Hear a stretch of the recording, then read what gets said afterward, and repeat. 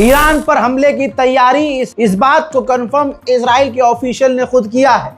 Israel के official का कहना यह है कि टकराव बढ़ रहा है। अब ये नहीं पता कि कहां टकराव बढ़ रहा है ईरान और इजराइल के बीच में, लेकिन ये कहा और उन्होंने कहा कि वक्त आ गया है कि ईरान पर एक और स्ट्राइक की जाए, जिसकी तैयारियां चल रही हैं।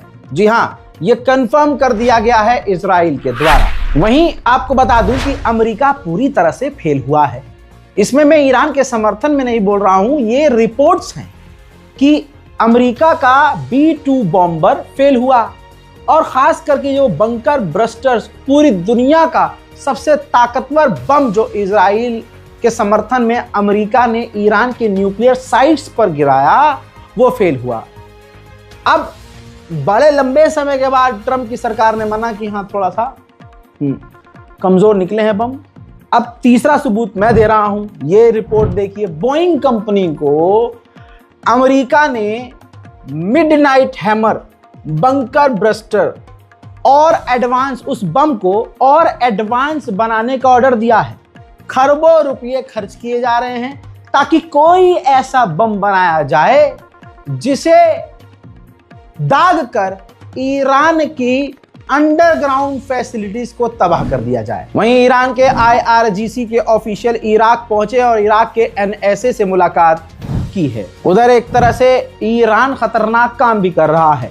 IRGC के ऑफिशियल ने कहा है कि हमारी मिसाइल वहां तक पहुंचेगी जहां तक हम चाहेंगे।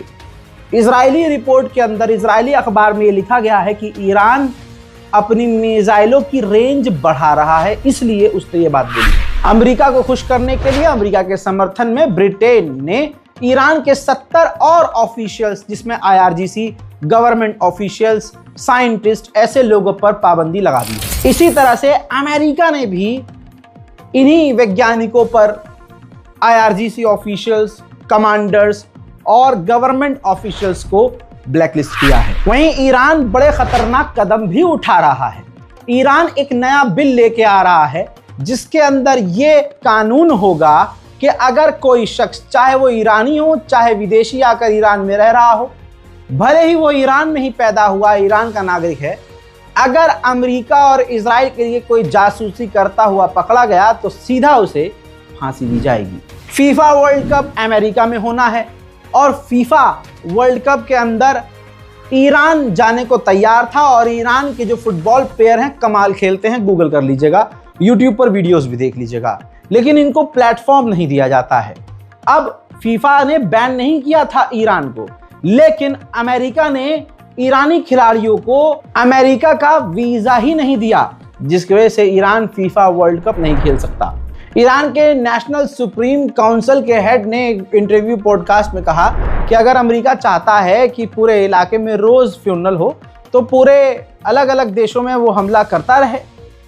हिजबुल्लाह इस वक्त इसलिए खामोश है लेबनान में, क्योंकि लेबनान में हिजबुल्लाह नहीं चाहता कि सीज फायर टूटे।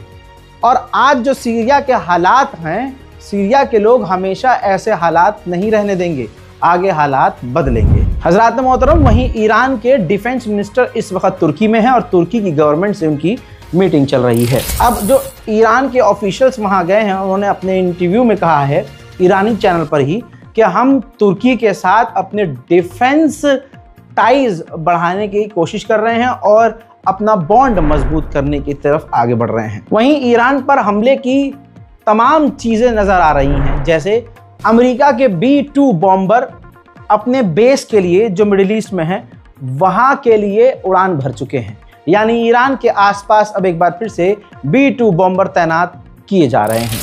इसी सिलसिले में एक और सबूत दूंगा, ज़रा ध्यान से देखिए। आसमान में धुंधला जहाज और 2 फाइटर जेट आपको नज़र आ रहे हैं।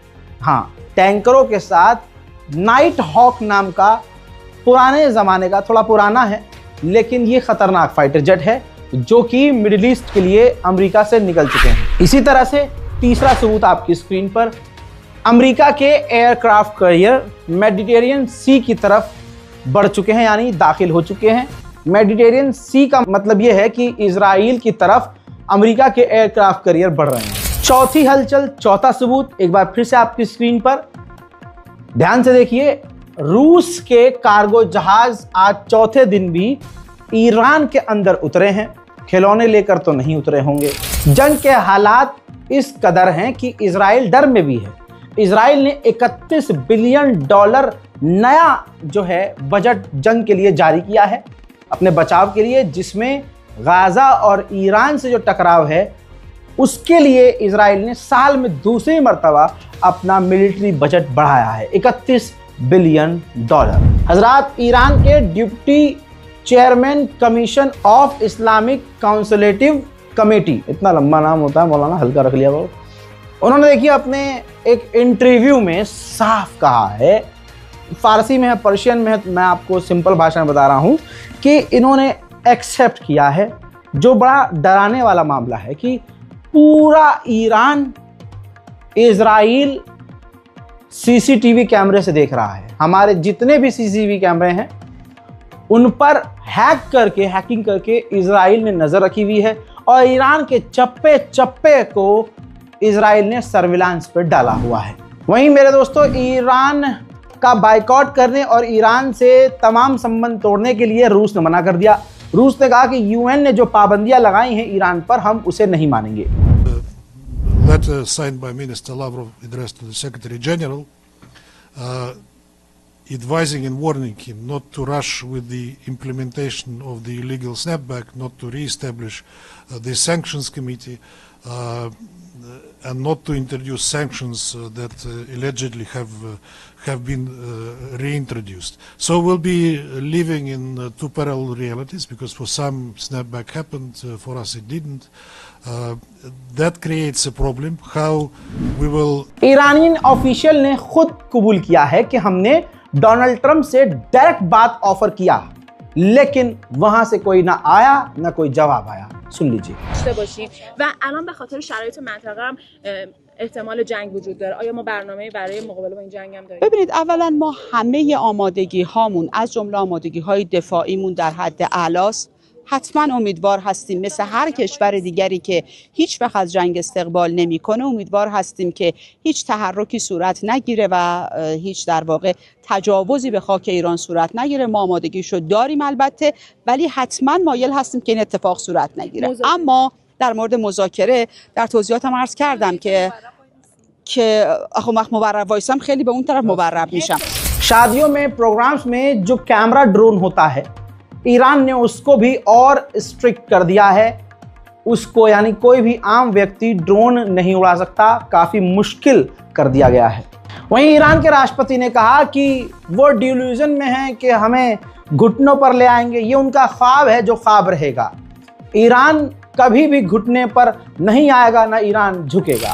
ये आदमाई के ادعا میکنن حقوق بشری ان، دموکراسی ان، اروپایی‌هایی که قیافه‌های آنچنانی میگیرند و آمریکاهایی که ادعا میکنن به فکر انسانیتن، ببینید در غزه چیکار دارن میکنن.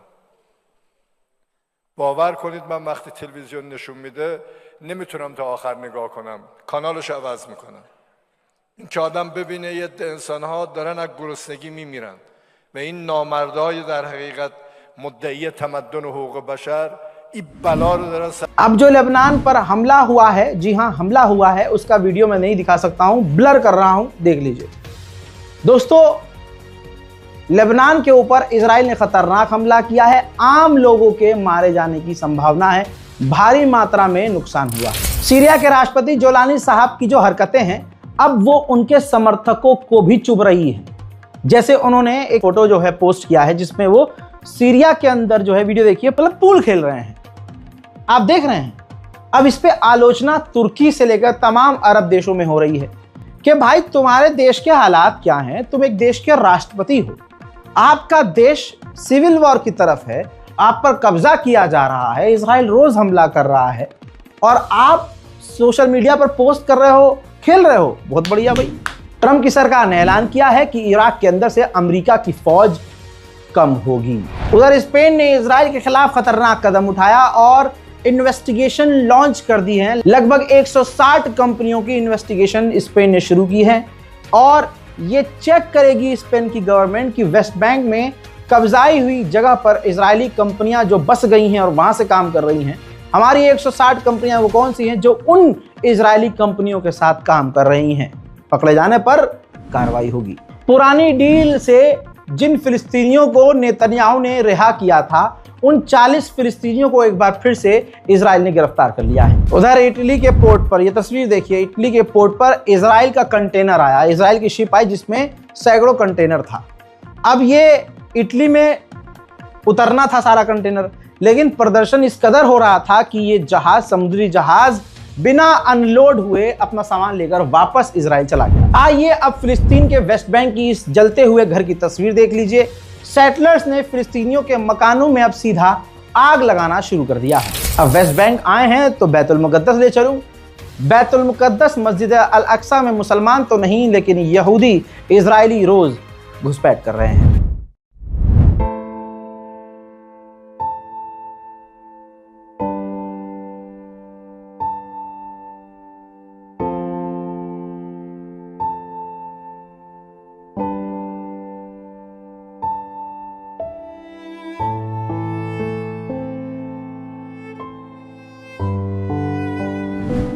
यहूदियों का, ज्यूस का त्यौहार चल रहा है। वो लंबे समय तक एक टाइम पीरियड होता है, वो न्यू ईयर मनाते हैं।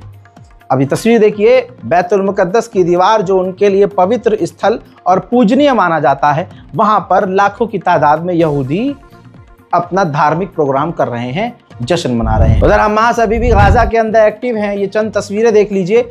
रॉकेट इजराइल की तरफ दागे गए थे, जिन्हें लगभग सभी रॉकेट्स को रोक लिया गया और एक रॉकेट जो गिरा है वो ओपन एरिया में गिरा है, कोई नुकसान नहीं। हजरात मोहतरम, फिलहाल के इस अपडेट में इतना ही। चैनल को सब्सक्राइब कीजिए, वीडियो को लाइक कीजिए। जय हिंद।